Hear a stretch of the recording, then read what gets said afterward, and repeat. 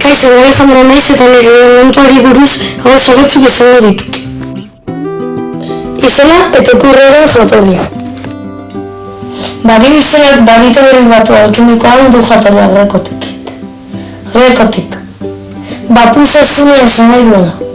Barik balioaren forma objektiboa da.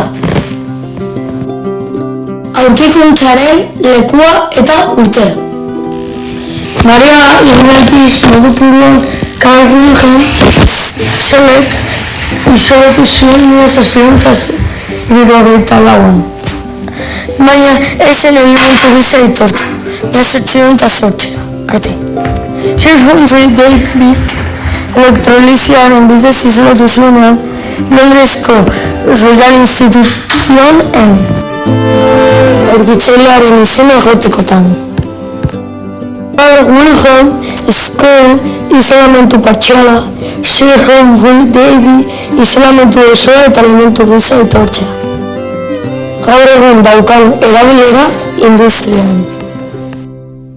Petrolio eta gas putzuetan lubrikatzaile gisa erabiltzen den biosulfatoaren ekoizpenean, bira eta zeramika egiteko, pirotokinian kolore berdea emateko, X-zazpiren kontraste agente gisa biosulfatoa, eta abar.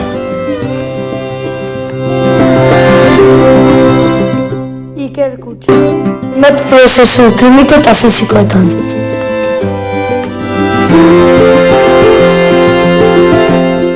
Gaur egun aurkitzen den lekuan. Barua ez elementu azker gisa naturan aurkitzen. Beste elementuekin kombinatuta baizik. Mineraletan aurkitzen da. Batez ere baritina, biosulfatoa, baso eta glutzerieta. Bariokarbonatoa bako mundu osoan aurkitzen dira